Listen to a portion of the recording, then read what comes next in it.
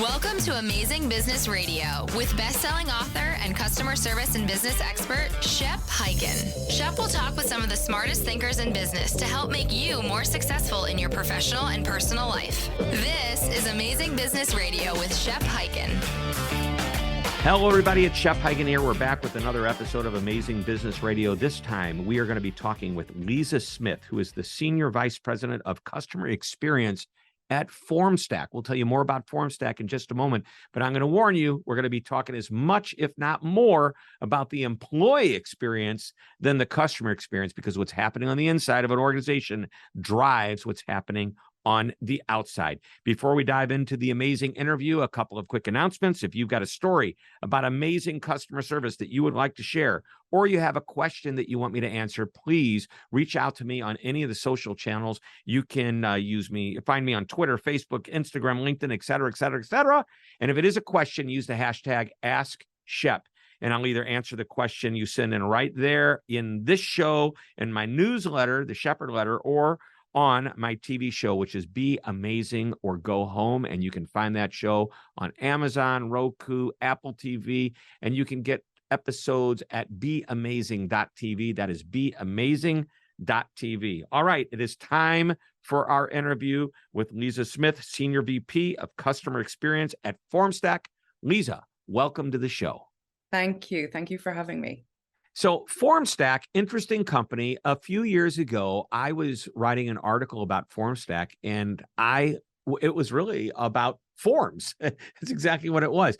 You've evolved over the last few years to be really an incredible productivity tool. You were before, but now with basically you're creating, automation and software to support really what I would call the process internally for employees to have a better experience. And I want to kick off, and then you can comment on this in just a moment. Normally, I give you a chance to tell us all about this, but I'm going to do it. Okay. You have a quote or a stat. 51% of surveyed workers report spending at least 2 hours a week on basic menial automated tasks that repetitive tasks, things that could be automated. And then additionally, 72% of the employees that you surveyed felt that that inefficiency affected their job satisfaction. I've been preaching on this show for years that what's happening on the inside of the organization is felt on the outside. You've got to create a great employee experience. So let's start with employees and work our way toward the outside customer in just a few minutes. Yeah, absolutely. And I 100% agree with that. When you have great employee experience, that is naturally going to deliver on to customer satisfaction. And so how you think about the role of the employee, how you help them and enable them to do their job more effectively, you hire wicked smart people. And when you ask them to do menial tasks, they do not feel like they're bringing their best selves or that you're utilizing them effectively. And so allow them to be able to do their jobs effectively. From a customer experience standpoint in particular, when they're doing menial tasks, they get very much into a process-driven approach. We need to allow them to do their jobs more effectively so they actually see the customer at the end of it, and they think about the customer that they're trying to solve. When you make things more difficult, they're not able to do so. So we'll enable them and empower them to do their job effectively. Right. And provide them with the tools. Go ahead. I'm sorry. No, and provide them with the tools to do so. Yeah, which brings me to I've had a number of people on here that run contact centers, and one of the things that just bogs down the whole agent experience is when they're constantly switching from screen to screen, or maybe we do something that's more effective for the customer but creates more work and inefficiency for the person who's trying to help the customer, and that's just so counterproductive to the whole experience. Absolutely, absolutely. When you're asking somebody to, as you say, because the tooling and technology and companies are starting to invest more in their tech stack in order to be able to support the customer more effectively. Even if you do need to have a number of different tools, how do they integrate so that you're providing that seamless experience for the employee to be able to support the customer? And so, one of the things that I spend quite a bit of time thinking through is the end-to-end customer journey, and that journey mapping. So that's where I was going to go next. Perfect. 100%. Mm-hmm. So when a customer is looking at Formstack, they think of Formstack as one. They do not think I'm with sales right now, I'm with support right now, I'm with a customer success manager right now, I'm getting something from marketing. They see Formstack. And you're referring to a customer calling your company. Yes. And by the way, so if we were to call the XYZ company, they're same thing. They're looking at the XYZ company, not the title of the person they're talking to, whatever. That's the company is the company is the company. 100%. And so you have to decide what is the voice of your company consistently across the board. What do you want them to experience when they engage with you? And also from end to end to end, that it's a seamless pass through, and how do we stand as a united front for those customers? And so I think that sometimes in organizations, departments can be siloed. It's really important that there's cross collaboration across all parties of the company, so that we can deliver the right type of experience to our customers. And so that collaboration is key. And we talked about employee experience as well. When they understand that we're collaborating together to solve the customer, that increases their engagement also. Yeah, so let's talk about that journey map for a moment. I believe that we'll take a basic journey, and that is customers thinking about doing business with you. They research you. It could be on the web. It could be calling different people. It could just doing the research. They finally decide to call the company. And by the way, I don't care if it's B2B, B2C, makes no difference. You can fill in the gaps if you want, depending on what you do. And if you're listening to this, you know what I'm talking about. Just, basic example. First connection, who you're talking to, you get transferred, talking to someone else, maybe an appointment is set, but there's this journey that takes place. All of those are what I refer to as touch points. This is where the customer is actually touching some aspect of the company, either digitally or personally, human to human interaction. Behind that is what we refer to here as impact points. Everything that drives that touch point is happening within the organization, either by a person, a department, or some technology that's driving that touch point. And we look at each of the individual touch points and go down vertically and analyze all of the people, the processes that impact that touch point. And so most people, when they do a journey map, they only do the top line, the touch points. They forget about this. But by doing the other work, the impact points, if you will, you actually start to see every single employee and department of a company having some impact on one of those touch points or multiple touch points. And that's real important for employees to understand how they fit into this responsibility of the customer, even though they're far removed from ever seeing the customer's smiling face. 100%. When you determine your true north metrics of the company, your mission, your vision, etc., when you determine those, every single employee at the company should know how they influence it, because everyone does. Otherwise, they wouldn't be there. And so even if it's an internal focused team, like a HR organization, they are there to support the employees to be able to do their jobs effectively, so that they can deliver against whatever the true north metrics are. And so every single employee at the company influences those metrics in some way, shape, or form. And clarity around that allows employees to feel engaged, because they feel like the job that I do matters. It has an impact to our customers, to the company, to myself. And so I matter in this organization. And so sometimes you find that there's disconnects between the two. Making sure that you can thread those things together is of huge importance. So you mentioned something at the beginning, a moment as you started to talk about this. It sounds to me like you have a very specific service vision at Formstack that everybody can hang their hat on, so to speak. It's your North Star. I think that's the word you use, North Star. Can you share what that is? And so it's something we're revisiting as we speak. We've just created a new leadership team has all joined this year, and it's something that we're reshaping. But I think for any company, identifying what your North Star is of huge importance. And so we'll probably see an unveiling of that in the near future. So stay tuned. All right. I'm excited to hear about it. So many companies, they try to create these visions that are long, they're paragraphs. They need to be simple. They need to be like one sentence or less. And the idea is, if you can go to any employee, regardless of what they do, they're in the warehouse, accounting department, customer support, sales, finance. It doesn't matter. You say, what's our vision? And it's one sentence and they can repeat it. And then they start to understand at the very beginning how their job and their role fits into this vision.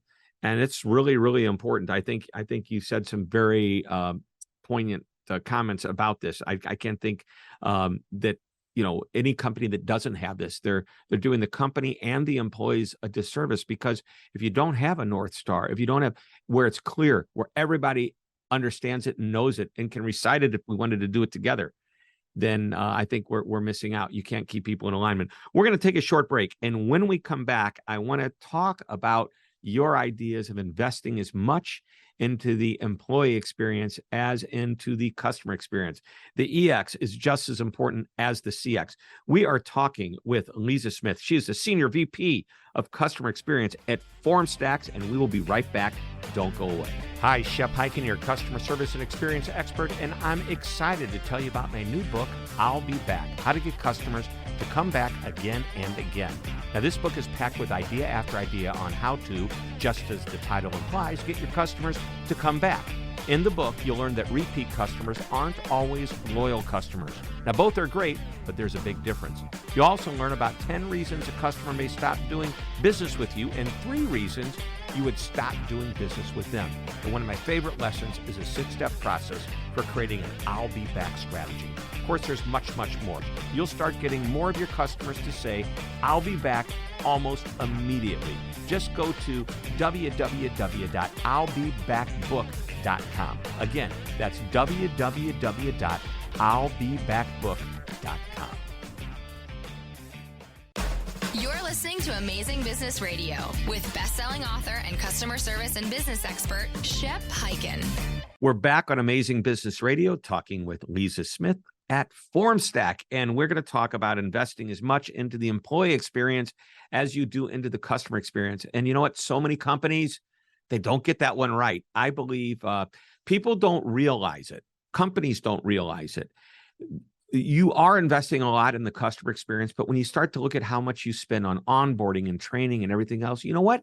That is a big investment. You should understand what those numbers are and take a look at how they compare to your customer experience and the investment you have there. And by the way, it's not just, hey, we're going to invest in a new technology that's to make it better for our customers. How about new technology that makes it better for employees as well? So I'm just setting that up. Liza, take it away. So thinking about our employee base is of huge importance to me. Employees are your biggest asset at the company. And so we spend at Formstack, we spend some time talking through diversity, equity, inclusion, and belonging. And so in a number of different ways, and this is something I'm extremely passionate about personally and professionally. So it's one thing to have diverse representation at your company, and to create an inclusive environment, and be equitable with your employees and treat people fairly. Probably the most important piece of that is creating a sense of belonging. So it's great that I'm at the company. You can invite me to the table. Do I feel like I belong at the table? Is my perspective valued? Do I feel like I can be my authentic self?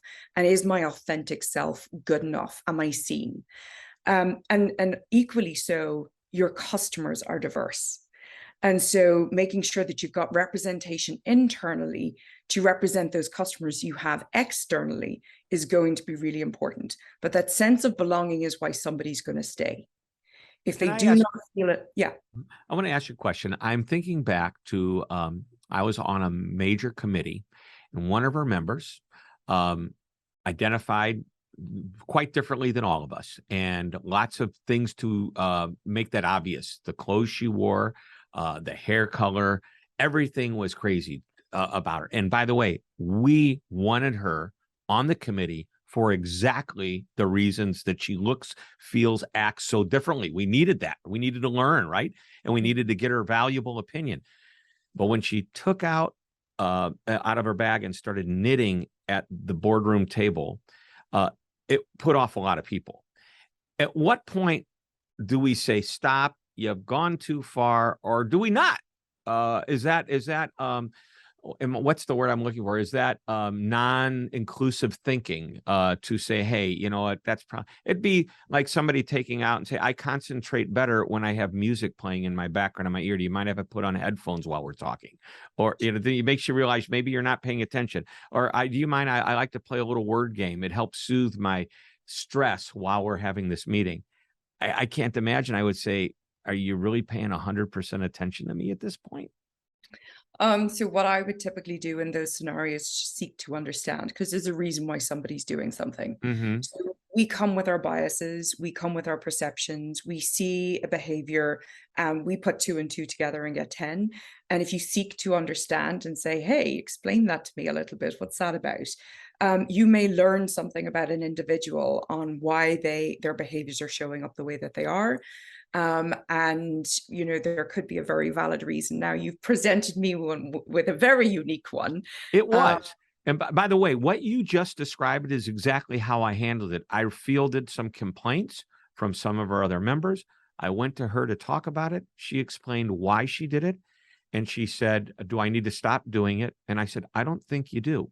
I just need you to be aware of what some others are thinking. And I'm going to go back, if you don't mind, at our next meeting, I'm going to explain why you do it. And if you want to talk a little bit more about that, you can. Would you be comfortable? 100% on board. So what I was trying to do is figure out the reason behind it. And I mhm. seeked, and then I found, and then I had to communicate. Now, I'm not sure, I may have put her on the spot and made her uncomfortable, but she said it would be okay for me to do that. Same thing happened. We had a gentleman at a meeting I was in charge of, a big meeting, about 500 people. And this guy had Tourette's, and I did not know it. And as we're walking into the meeting, he says, so where's the meeting? I'm new here. And I said, oh, well, my name's Shep. I'm in charge of the meeting, blah, blah, blah. And then we're walking, and I hear this, I hear this scream. And I'm looking around. I go, I don't know what that is. And then it happened again a moment or two later. And he goes, oh, I have Tourette's. I'm so sorry. And I said, is this going to happen when we're in this room? Because there's going to be a speaker, and all of a sudden we're going to hear you scream out in the middle, and people are going to wonder what's going on. He goes, I have no control. I go, I get that. Would it be okay, because I'm going to kick off this meeting, for me to introduce you and to explain, and for them not to worry that this is okay? And he goes, man, if you would do that, that would just be wonderful. Nobody would think like something's wrong with me. You know, well, they think what they want to think, but nobody's going to think there's, at this moment, we have an emergency, because he's screaming. And he didn't scream obscenities. He just screamed out, ah! It was bizarre, but it was really cool the way we communicated it. And since, by the way, he's been on this show. When my first year in 2014, when I did this show, I was working for CBS Radio, and they had me do it for their national network as well as their podcast. And we had this guy on. He is one of like 3 people in the entire world to ever be cured of Tourette's. Wow. Is that crazy? So I got to wonder, did he really have Tourette's? Was there something else? Because I don't know. If only 3 people in the world have been cured, wouldn't it be nice if we figured out what worked and made it work for everyone else? Anyway, I am going off, but I just want to throw a couple of examples out there. I'd like to make a statement on that. What you Sure. did in that moment was create a defining moment for him, where he felt a sense of belonging, because you're like, why don't we take the awkwardness out of it for you and give you the freedom to be able to do what you need to in the room by explaining it to people? And somebody had probably never done that for him before. So it's a defining moment. And when we think about defining moments for employees, we think about defining moments for our customers. Even if they have a bad experience with us, a defining moment is what you're going to do for that customer to turn around their perception of you. So that's what I love about that story. All right. So let's go back to you were talking about diversity and inclusion and the employee experience. And I want to get back in a moment to the defining moments, because one of the concepts we want to talk about today, and I realize we only have about 5 more minutes or so, is to create moments that truly matter for our customers. But first, let's wrap up the employee experience part of the conversation. Sure. So I think also, so there's the diversity, equity, inclusion, belonging, and we've made great progress this year with regard to defining roles and responsibilities and events that matter and how we engage with employees and setting up ERGs. So we're really starting to take that to the next level. The other thing that I really like doing is creating individual development plans for our teams.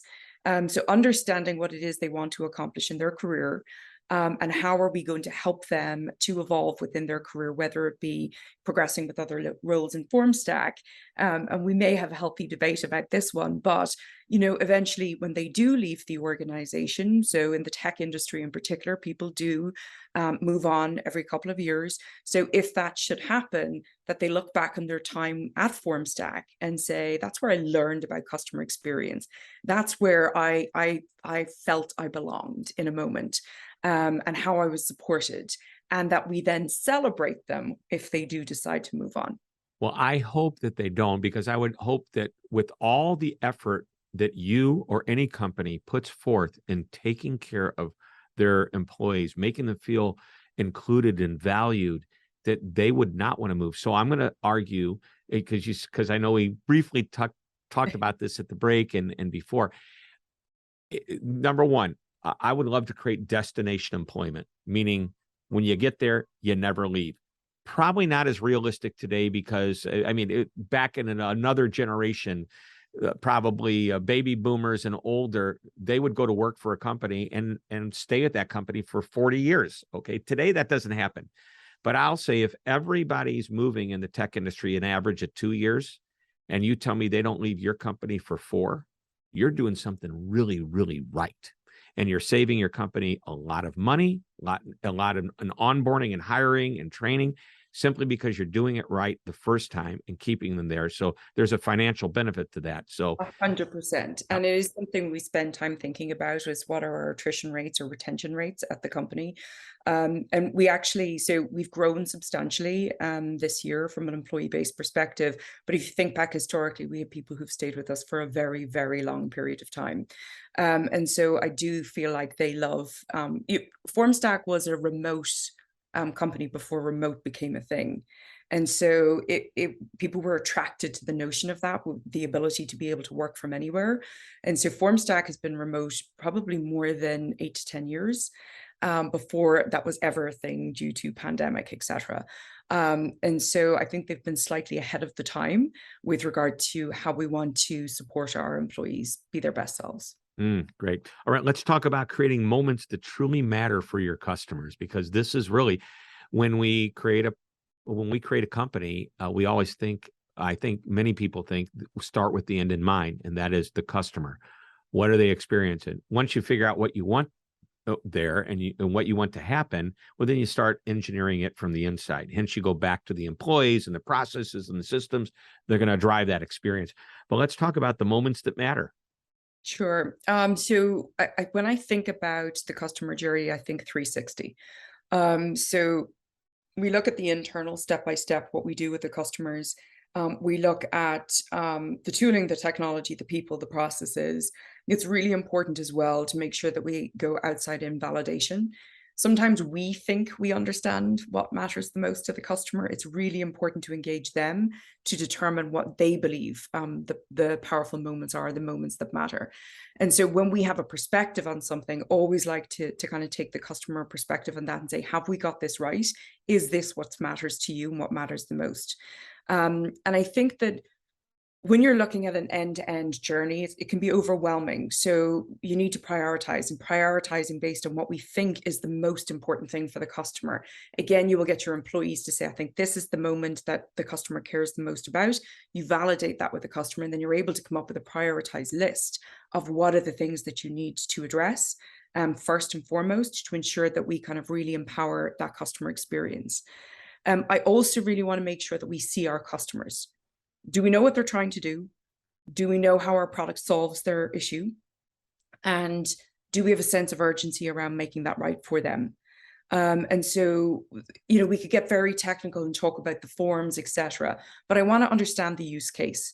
You're in a hospital, there's patient intake, you're at the DMV, people are queuing at the DMV. What are our customers trying to do? What are their end customers' experiences are? And how can we assist with that? And once we start to actually really understand that, then we empathize more. And so for me, the journey is a 360 overview. Yeah, and what I think you're really saying is that you understand your customers. Here's the words, and they're your words, not mine. These are in my notes from the pre-work on the show here.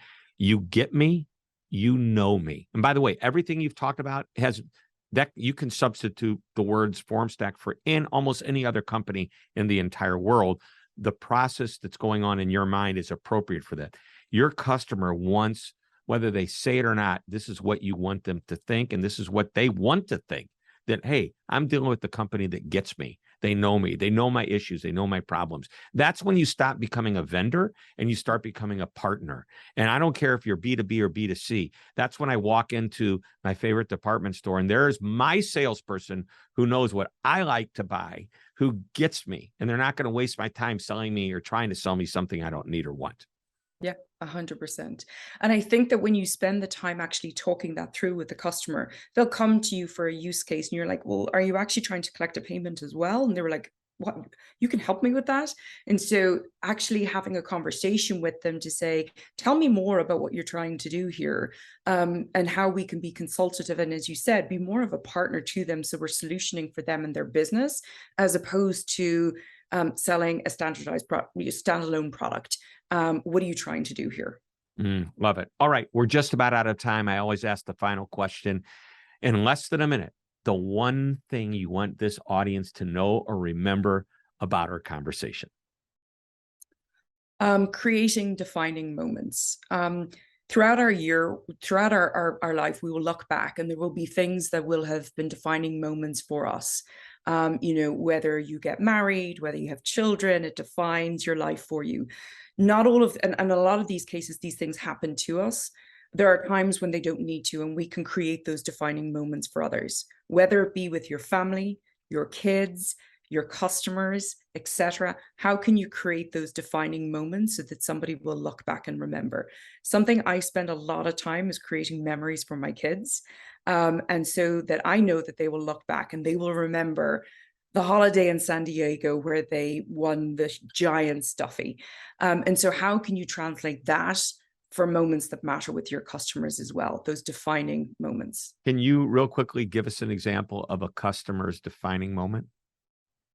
I'll give you one for me personally. Okay. So I was on a flight that it got significantly delayed, and I was not going to make my connecting flight in any way, shape, or form. And so I was like, do I run through the airport in these 6-inch heels, or do I just take the time? 6-inch heels? And so anyone who knows me will laugh at that one. So do I run through the airport or just let it go because I'm not going to make this flight anyway? And so I travelated it down the airport, and I got to the desk, and there was a text from the airline, which says, breathe, we're holding the flight for you. Wow. They knew the connecting flight was good, and they said, breathe. Now I was already out of breath, trust me. But I was like, whoa, you knew the panic I would have. And I hadn't seen an airline do something like that before. And it really, really impressed me. And you don't often do it. You're very lucky that day. Yeah, that's great. Yeah. And I have seen them repeat that type of, we get you, we see you, now it's time to do this, or whatever the case might be. But in that moment, I was pretty blown away by the breathe, we're holding your flight for you. Love it. Love it. Well, this has been a great interview. Thank you very much. Ladies and gentlemen, Liza Smyth in the house. Thanks for being with us. Thank you so much for having me. All right, everybody, that wraps it up. Another episode of Amazing Business Radio. We will be back next week with another interview. And until that time, this is Shep Hyken reminding you to always be amazing.